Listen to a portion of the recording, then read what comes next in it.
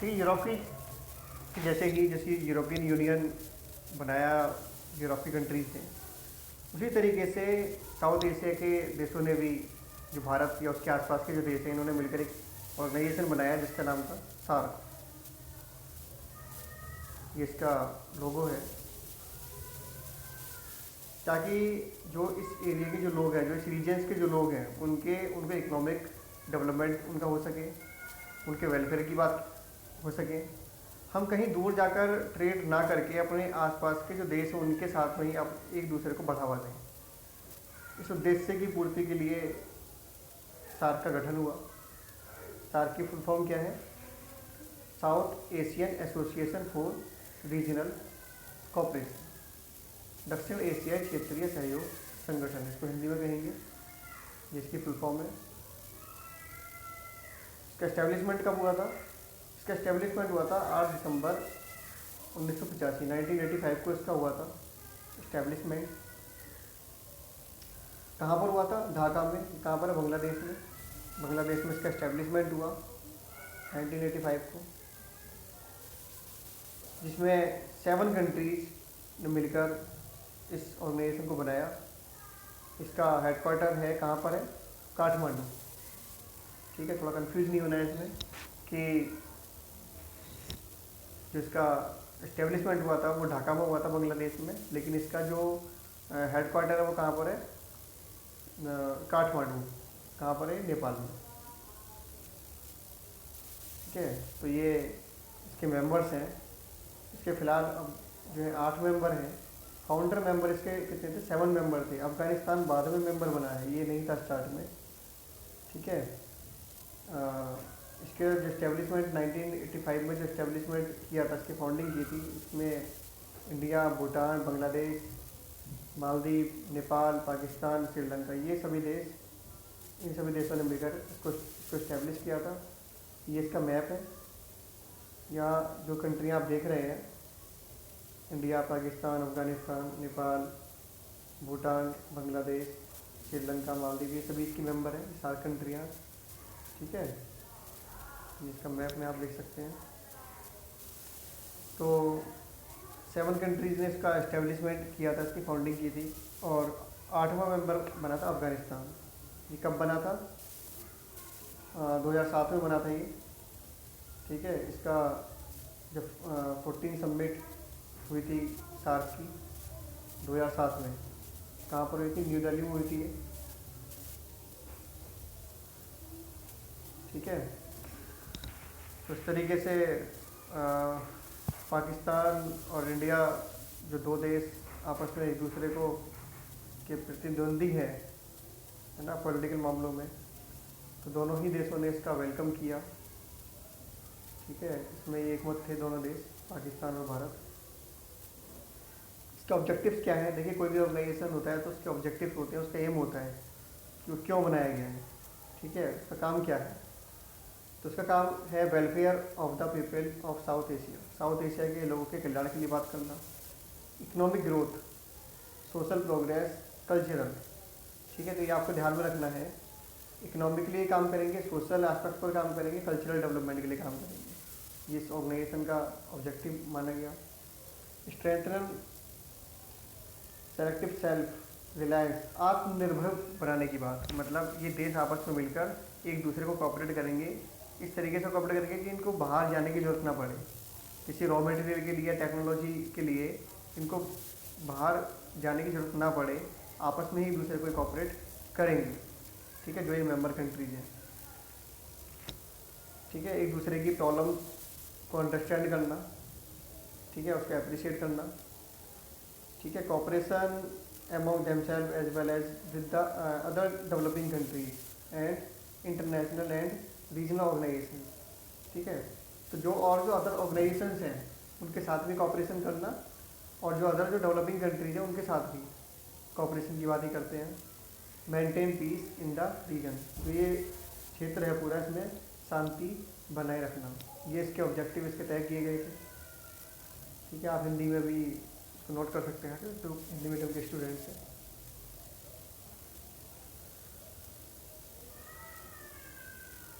ठीक है। एक है, इसके अलावा फिर बात की कि साफ्ता। साफ्ता क्या है? ये है फ्री ट्रेड की बात इन्होंने की। ठीक है, South Asian free trade agreement, ये साइन किया गया था कब? 2004 में, और ये लागू कब हुआ? 1 जनवरी 2006 को। इसमें इन्होंने ये बातें निर्धारित की कि जो ये पूरे मेंबर जो है इसके सार्क के जो मेंबर्स हैं, ये आपस में ट्रेड को बढ़ावा देंगे। ठीक है, मुक्त व्यापार की इन्होंने बात की कि कोई किसी तरीके का जो टैरिफ वगैरह है वो नहीं होगा, या रिड्यूस उसको करने की बात की। और तो इस तरीके से ये इकोनॉमिक मामलों में आगे बढ़ते हैं। साफ्ता का लक्ष्य 2007 तक व्यापार शुल्क को 20% तक कम करने की बात इन्होंने की। ठीक है, 20% तक इन्होंने कम करने की बात की। लेकिन इसमें मुश्किलें क्या आई? इसमें मुश्किलें ये आ रही हैं कि जो ये आपने मैप में देखा कि सबसे बड़ा जो देश है इन मेंबर्स में, सबसे बड़ा कौन है? भारत है। ठीक है, तो भारत एक बिग ब्रदर के रूप में काम करता है, बड़े भाई के रूप में। तो इनको ये लगता है कि इससे इंडिया को ज़्यादा फ़ायदा होगा, भारत को ज़्यादा फ़ायदा इससे होगा। जो ये फ्री ट्रेड की बात जो की गई है, इससे इंडिया को ज़्यादा फ़ायदा होगा और उनको नुकसान होगा। इनके मन में खतरा बना हुआ है बाकी सभी देशों में। ठीक है, तो इस तरीके से इसमें काफ़ी मुश्किलों का सामना इसमें करना पड़ा है। हम इसके समिट की बात कर लेते हैं, जो शिखर सम्मेलन है। तो शिखर सम्मेलन पर क्वेश्चन पूछ लिया जाता है कि इसकी समिट कब हुई थी। तो ऑलमोस्ट फर्स्ट समिट के बारे में पूछ लिया जाता है, या फिर जो लास्ट समिट है उसके बारे में। फर्स्ट समिट इसकी कहाँ पर हुई थी? बांग्लादेश में हुई थी 1985 को, इसका इस्टेब्लिशमेंट जब हुआ था। इसके अलावा लास्ट समिट जो अभी हम मानेंगे वो 18 समिट हुई थी, वो हुई थी नवंबर 2014 को काठमांडू में। काठमांडू कहाँ पर? नेपाल में। यहाँ पर इसका हेडक्वार्टर भी है। 1960 समिट जो होनी थी वो होनी थी पाकिस्तान में, वो नहीं हो पाई क्योंकि इंडिया ने उसमें पार्टिसिपेट करने से मना कर दिया, क्योंकि उसी टाइम पर हुआ था उड़ी, जो आपने सुना होगा न्यूज़पेपर में काफ़ी फैला था ये। 2016 में उड़ी में अटैक टेररिस्ट के द्वारा कर दिया गया था, पाकिस्तान का उसमें हाथ था, पाकिस्तान के जो टेररिस्ट थे। तो इस वजह से इंडिया ने इसमें पार्टिसिपेट करने से मना कर दिया था कि जब तक पाकिस्तान अपनी इस तरीके की हरकतों से बाज नहीं आएगा तब तक ये चीज़ें साथ साथ नहीं चल सकती हैं। ठीक है, तो देखिए सार्क जो कंट्रीज़ हैं इस तरीके से उनके बीच में काफ़ी प्रॉब्लम्स रही हैं। जैसे कि 19th जो समिट होनी थी वो नहीं हो पाई, तो काफ़ी प्रॉब्लम इसके बीच में देखने को मिल रही हैं।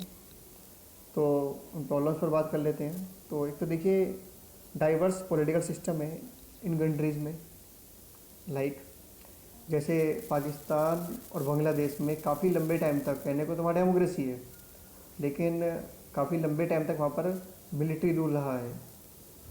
एक तरीके से तानाशाही वाला शासन वहाँ पर रहा है। ठीक है, या जो गवर्नमेंट बनी हुई है तो वो पूरे तरीके से डिसीजन लेने की स्थिति में नहीं होती है। अभी हम आगे चैप्टर में पढ़ेंगे भी। ठीक है, तो ये सारी प्रॉब्लम्स इनके बीच में रही हैं।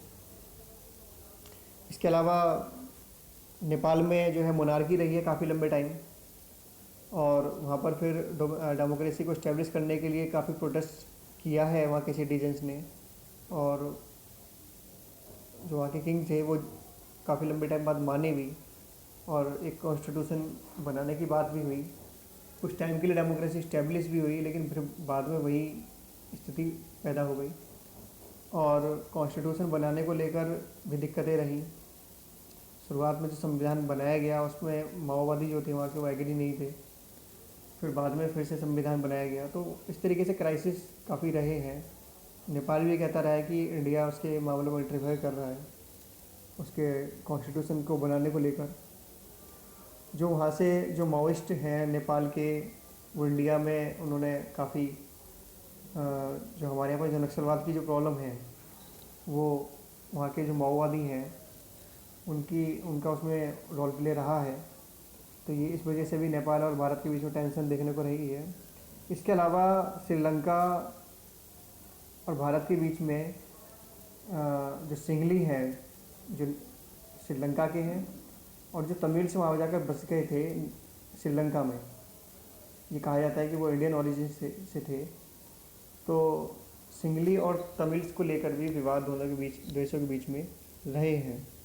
इसके अलावा बांग्लादेश से रिफ्यूजी प्रॉब्लम, बांग्लादेश से लाखों की संख्या में शरणार्थी भारत में आकर रहने लगे।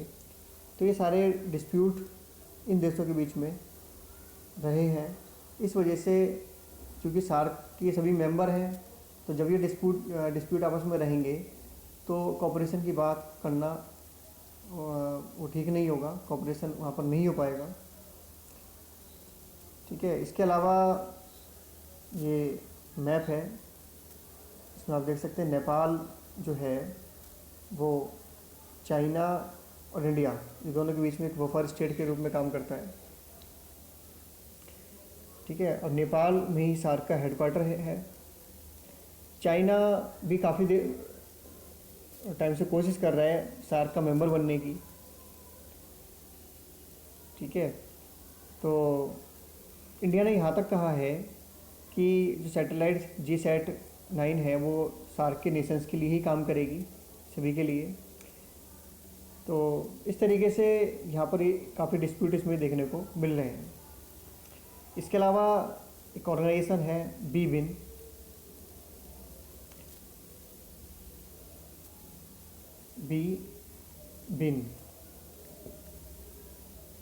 इसके मेंबर कौन कौन है?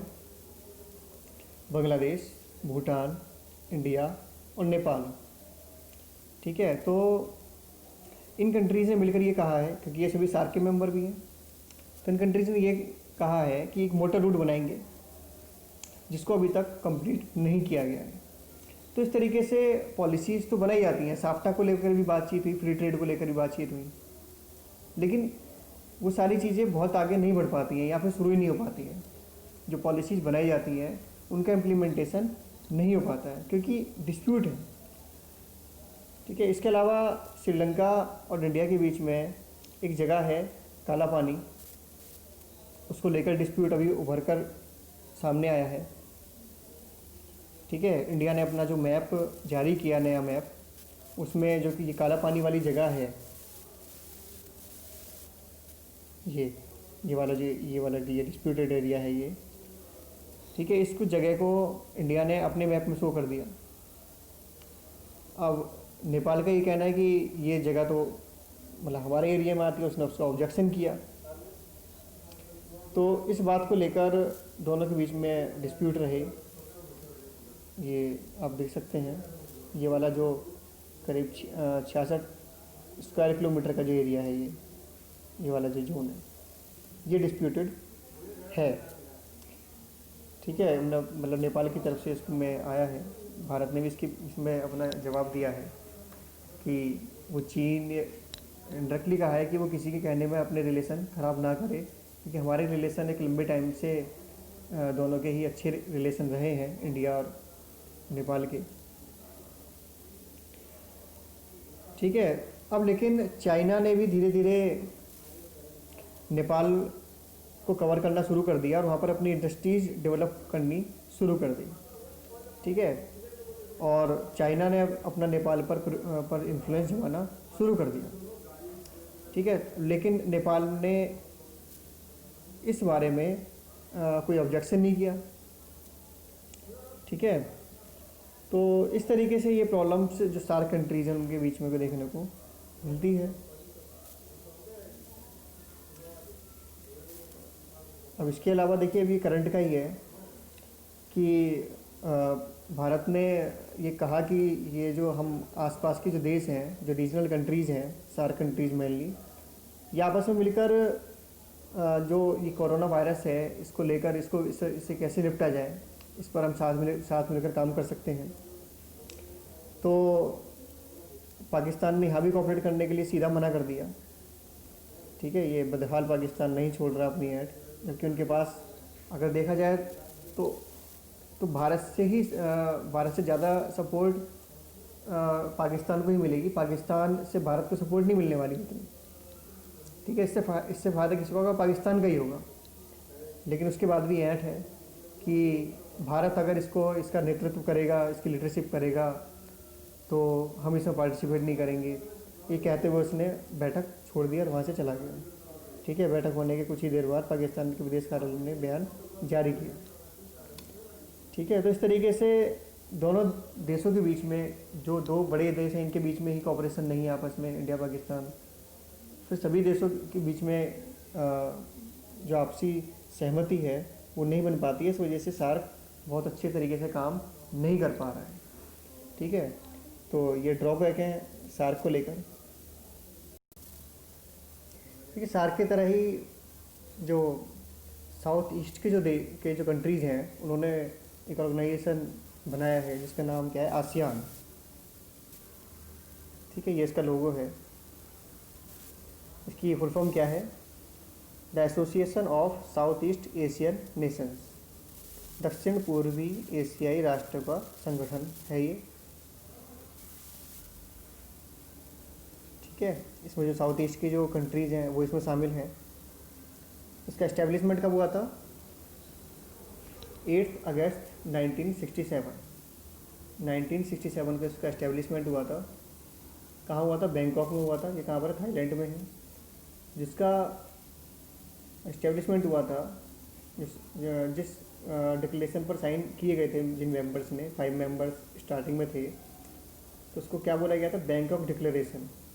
ध्यान में रखना है आपको। ठीक है, या बैंकॉक घोषणा के नाम से हिंदी में कहेंगे, बैंकॉक डिक्लेरेशन। इस पर साइन करके इसका इस्टेब्लिशमेंट किया गया था। ये इसके मेंबर्स हैं, टोटल कितने मेंबर हैं? 10 मेंबर हैं इसके। ये 5 जो मेंबर हैं ये फाउंडर मेंबर हैं। इन्होंने मिलकर इसको इस्टेब्लिशमेंट इसका किया था। Thailand, Philippines, Malaysia, Indonesia, Singapore. ठीक है, ये सभी आप देख पा रहे हैं 8 अगस्त 1967 1967 में ये सभी देश शामिल थे। ठीक है, ये सभी फाउंडर मेंबर हैं।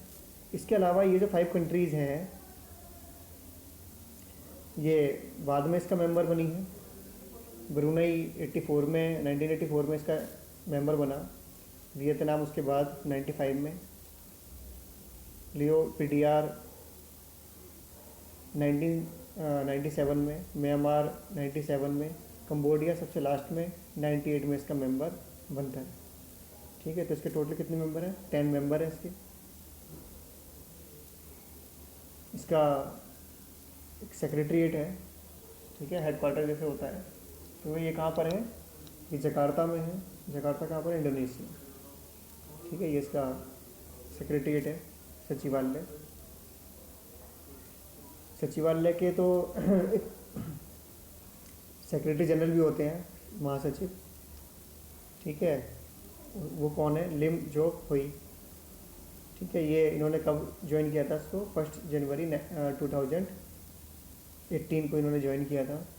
कहाँ से है? किस देश से? ब्रुनई के हैं ये। ठीक है, हर ऑर्गेनाइजेशन के, जैसे कि हमने बात की थी, कुछ ऑब्जेक्टिव्स होते हैं उसको बनाने के। तो आसियान के भी कुछ ऑब्जेक्टिव्स हैं। तो सार्क के जैसे, यूरोप के जैसे, यूरोपियन यूनियन के जैसे इनके भी लगभग सभी के सेम ही हैं। इकोनॉमिकली कॉपरेशन के बात करते हैं सभी।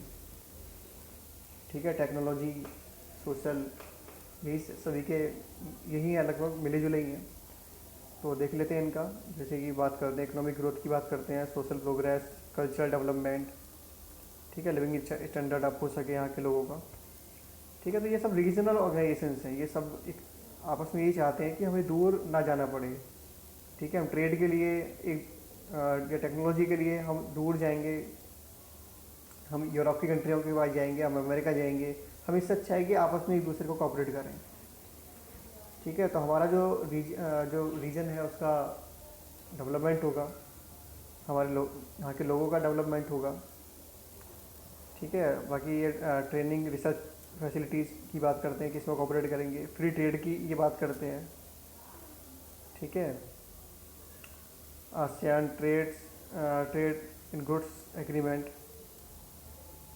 ठीक है। बाकी इन्होंने एक कॉमन मार्केट की इन्होंने बात की है। 2015 में इन्होंने कॉमन मार्केट डेवलप किया जिसमें फ्री फ्लो होगा, ठीक है, मुक्त आवाजाही किसकी, गुड्स की होगी, सर्विसेज की होगी, इन्वेस्टमेंट की, स्किल लेबर, ठीक है, फ्री लॉ ऑफ कैपिटल, ठीक है। तो इस तरीके से इकोनॉमिकली डेवलपमेंट होगा, इकोनॉमिकली चीज़ों को बढ़ावा मिलेगा, जैसे यूरोपियन यूनियन ने किया था अपने ऑर्गेनाइजेशन में, ठीक है। आप ये हिंदी में है, इनको भी आप नोट कर सकते हैं हिंदी स्टूडेंट्स,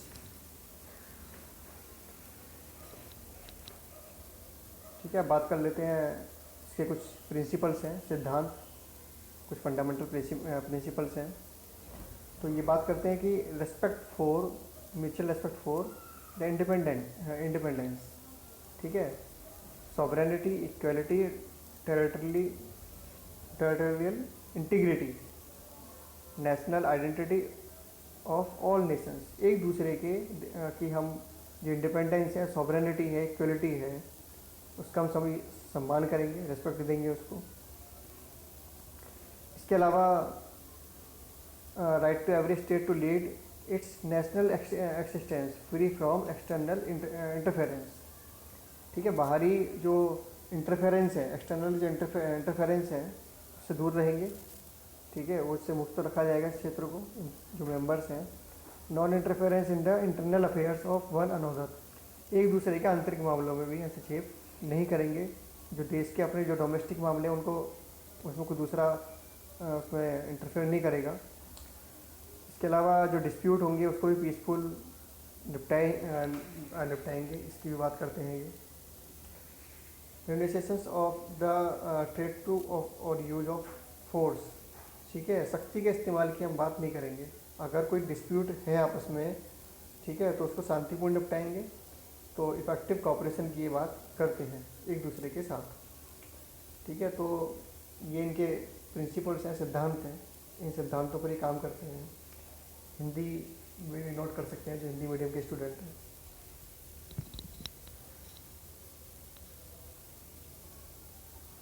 ठीक है। इसके अलावा इनका एक मोटो है, मोटो ऑफ आसियान, या उसका आदर्श वाक्य हम कह सकते हैं, one vision, one identity, one community, एक दृष्टि, एक पहचान और एक समुदाय। ये इनका आदर्श वाक्य है या मोटो है इनका,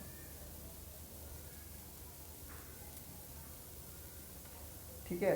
इसके अलावा है ASEAN+3, जो आसियान के जो मेंबर हैं, 10 मेंबर हैं, उनके अलावा 3 देश और इन्होंने शामिल किए हैं, ठीक है। उसमें कौन कौन है, चीन है, जापान है और साउथ कोरिया, ठीक है।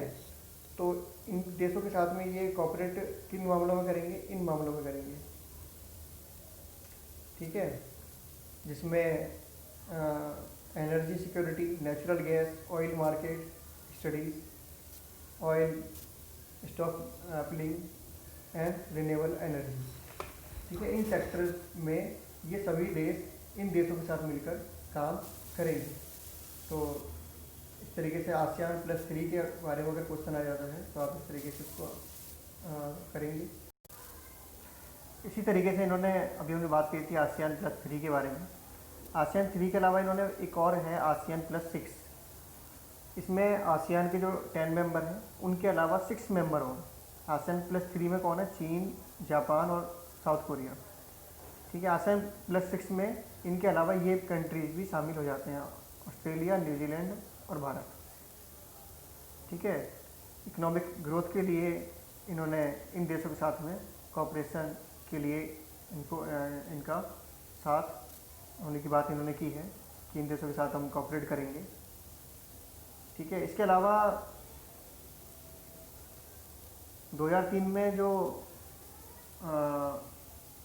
नोवा जो सार्क समिट हुई थी 9th, उसमें आसियान समुदाय की स्थापना की इन्होंने बात की, आसियान कम्युनिटी की, किसका स्थापना हम करेंगे। तो सेबू घोषणा पत्र के नाम से उसको जाना जाता है। उसके अनुसार इनको 2015 तक इसका एस्टेब्लिशमेंट करना था, आसियान कम्युनिटी।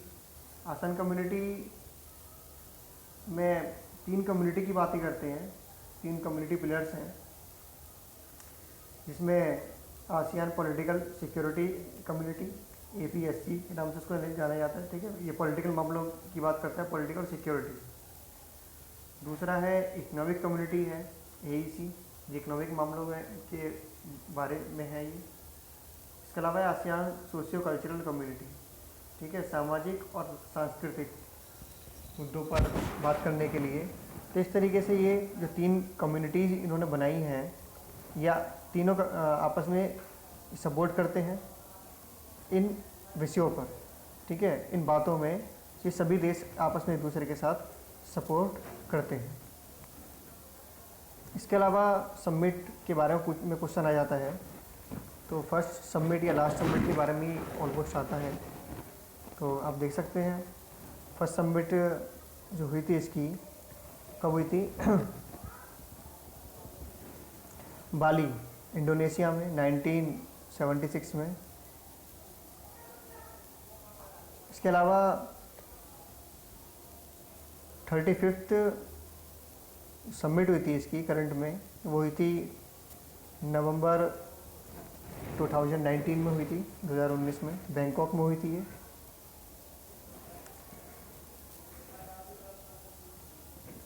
और इसके अलावा देखिए इंडिया और आसियान का आपस में कॉपरेशन है। ठीक है, किन मामलों में है, तो इंडिया जो है 4th लार्जेस्ट ट्रेडिंग पार्टनर है आसियान कंट्रीज़ के साथ में।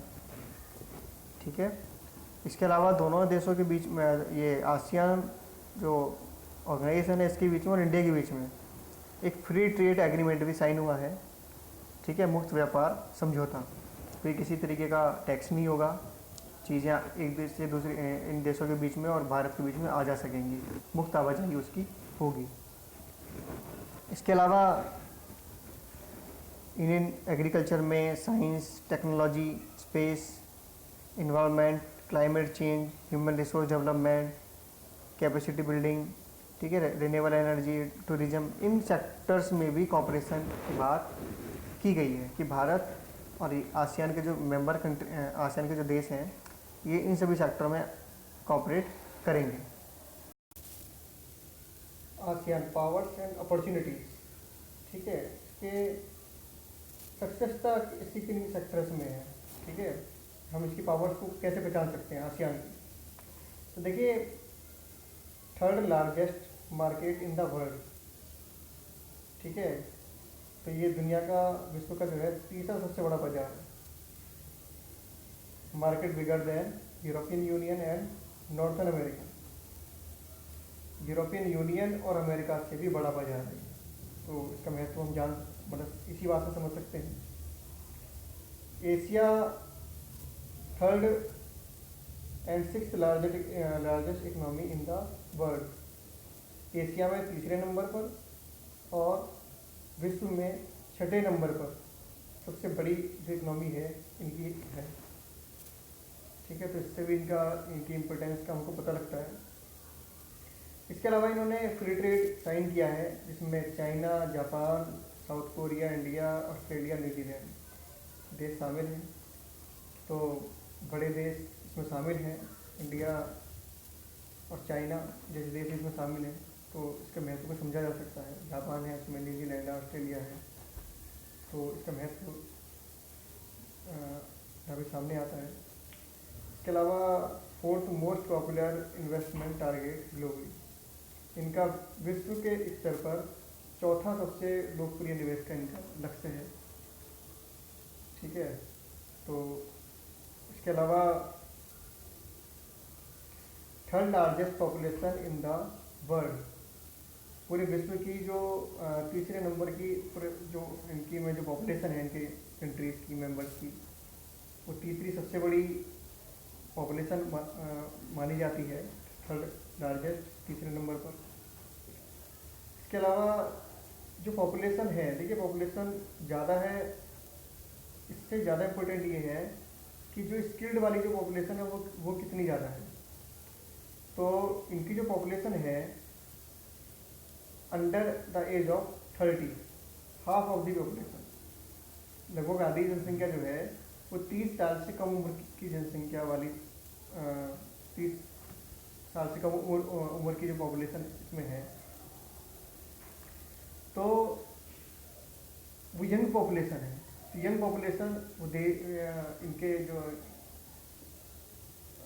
रिकन्स्ट्रक्शन के लिए, देश को बढ़ावा देने के लिए, डेवलपमेंट के लिए, एजुकेशन में वो अच्छे से काम करेंगे। ठीक है। इसके अलावा ASEAN has contributed to regional stability by creating the necessary norms and promoting a natural environment to meet common challenges. तो इसके अलावा जो ये आसियान की जो कंट्रीज़ हैं, इन्होंने जो ज़रूरी मानदंड हैं उनका निर्माण इन्होंने किया है।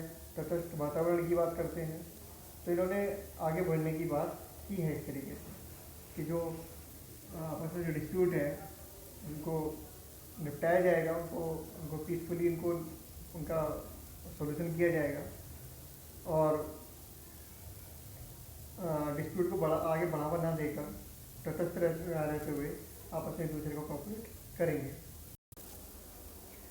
देखिए, हर संगठन के अपने कुछ स्ट्रेंथ भी होती हैं, तो कुछ चैलेंजेस भी होते हैं, कुछ उसकी वीकनेस भी होती हैं। तो इसी तरीके से आसियान को भी कुछ चैलेंजेस का सामना करना पड़ रहा है, जिसमें रीजनल इम्बैलेंस किसमें, इकोनॉमिक और सोशल स्टेटस को लेकर। ठीक है, सिंगल मार्केट की बात कर रहे हैं, लेकिन वहाँ पर क्या है, इकोनॉमिक और सोशल स्टेटस क्या है, वो इम्बैलेंस है। ठीक है, असमानता है वहाँ पर, क्षेत्रीय असंतुलन है। इसके अलावा गैप है रिच और पॉवर्टी को लेकर, अमीरी और गरीबी की खाई है। जैसे कि सिंगापुर में जो पर कैपिटा जो जीडीपी है वो कितनी है, 53,000 2016 के जो डाटा है उसके अकॉर्डिंगली, जबकि कंबोडिया में कितनी है, वो 1300। ठीक है, तो ये बहुत बड़ा गैप है। जो कॉपरेशन हो सकता है, जो दोस्ती हो सकती है, वो ये कहा जाता है कि इकोनॉमिकली स्टेटस लगभग समान होना चाहिए, इक्वल वालों में ही आपस में कॉपरेशन हो सकता है। जब बहुत ज़्यादा गैपिंग हो तो वहाँ पर डिस्प्यूट आते हैं, वहाँ पर एक दूसरे के लिए वो सम्मान वाली भावना नहीं रहती है। ठीक है, तो इस तरीके से ये प्रॉब्लम्स ये फेस कर रहे हैं। इसके अलावा जो इनमें फॉर्म्स ऑफ गवर्नमेंट हैं उनमें भी वो भी अलग अलग हैं। जैसे कि इंडोनेशिया, मलेशिया, फिलीपींस, सिंगापुर, इनमें तो डेमोक्रेसी की बात हो रही है, इनमें तो डेमोक्रेसी है, ये कॉन्स्टिट्यूशनल मोनार्की है। फिलीपींस में जैसे कि पार्लियामेंट रिपब्लिक है। थाईलैंड में भी कॉन्स्टिट्यूशनल मोनार्की है। लेकिन ब्रुनेई में क्या है, ब्रुनेई में एब्सोल्यूट मोनार्की, वहाँ पर राजशाही है। ठीक है, वो एक इस्लामिक स्टेट है। इसके अलावा वियतनाम में, वियतनाम क्या है, कम्युनिस्ट स्टेट है, वो साम्यवादी शासन प्रणाली है, वहाँ पर वन पार्टी स्टेट है, कोई डेमोक्रेसी नहीं है वहाँ पर वियतनाम। लाओस में भी इसी तरीके से, लाओस भी जो है कम्युनिस्ट कंट्री है। इसके अलावा कंबोडिया है, कंबोडिया भी वन पार्टी स्टेट है। तो इस तरीके से जो इनकी फॉर्म्स ऑफ गवर्नमेंट है, ठीक है, तो वो सभी डेमोक्रेटिक नहीं है। तो यहाँ भी डिस्प्यूट आपस में एक दूसरे को में देखने को मिलता है। इसके अलावा जो सबसे बड़ा जो इश्यू है वो है साउथ, जो चाइना जो सी है, ठीक है, वो सबसे बड़ा एक इश्यू बन रहा है। ये देखिए, इस मैप से आपको इजीली समझ में आ जाएगा। ये चाइना है, ये सार्की कंट्रीज़ हैं मेंबर, फिलीपींस है, ये ब्रुनेई है, मलेशिया, वियतनाम। ठीक है, अब देखिए ये क्या है, सी है, ये समुद्र। ये जो लाइन आप देख रहे हैं रेड वाली, ये चाइना ये अपना पूरा इस पर डोमिनेंट जमाता है। वो कहता है कि ये पूरा जो है, इस पर मेरा आधिपत्य, इस पर ये पूरा अपना क्लेम करता है वो। ठीक है, मतलब पूरे सी पर ही कंट्रोल करता है, पूरे समुद्र पर ही वो कंट्रोल करता है चाइना एक तरीके से। और ये आर्टिफिशियल आइलैंड भी उसने बना दिया यहाँ पर ये। ठीक है, और यहाँ पर आप देख रहे हैं वियतनाम, ये जो यहाँ पर ये जो लाइन है, ये लाइन, इसमें वियतनाम अपना क्लेम कर रहा है। यहाँ मलेशिया क्लेम कर रहा है, ब्रूनेई यहाँ पर ये क्लेम कर रहा है। ठीक है, तो ये डिस्प्यूशन है। जबकि चाइना जो है वो ASEAN+3 में आता है। ठीक है, चाइना उसमें मेंबर है। तो जब ये डिस्प्यूट्स होंगे आपस में तो कॉपरेशन कैसे होगा? ठीक है, तो ये चैलेंज इनको फेस करने पड़ रहे हैं। इसके अलावा जो ह्यूमन राइट का इश्यू है वो भी इन देशों के बीच में डिस्प्यूट का कारण है। जैसे कि म्यांमार में रोहिंग्याओं का जो इश्यू है उसको लेकर इश्यू है। इसके अलावा जो भी प्रॉब्लम्स आती हैं सामने तो उसको अगर फेस किया जाए तो ठीक है, चलिए जी प्रॉब्लम का सॉल्व आउट हो जाएगा। लेकिन उनको प्रॉब्लम को सॉल्व आउट करने की बजाय उसका सामना करने के बजाय उसको टाल दिया जाता है। ठीक है, उसको फेस नहीं करते हैं।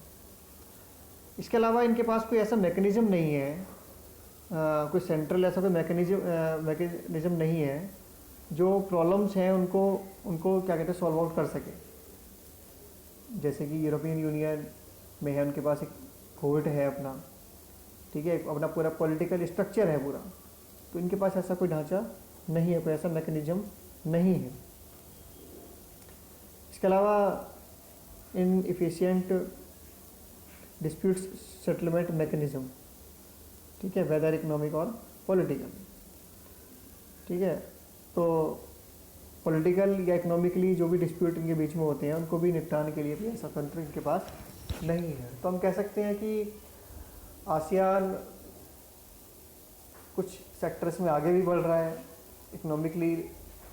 ठीक है, आपस में एक दूसरे को कोऑपरेट कर रहे हैं, लेकिन उसके साथ साथ डिस्प्यूट भी काफ़ी है जिस वजह से आसियान कंट्रीज़ आपस में एक दूसरे को कोऑपरेट उस तरीके से नहीं कर पा रहे हैं जिन उद्देश्यों को लेकर इस ऑर्गेनाइजेशन की स्थापना हुई थी।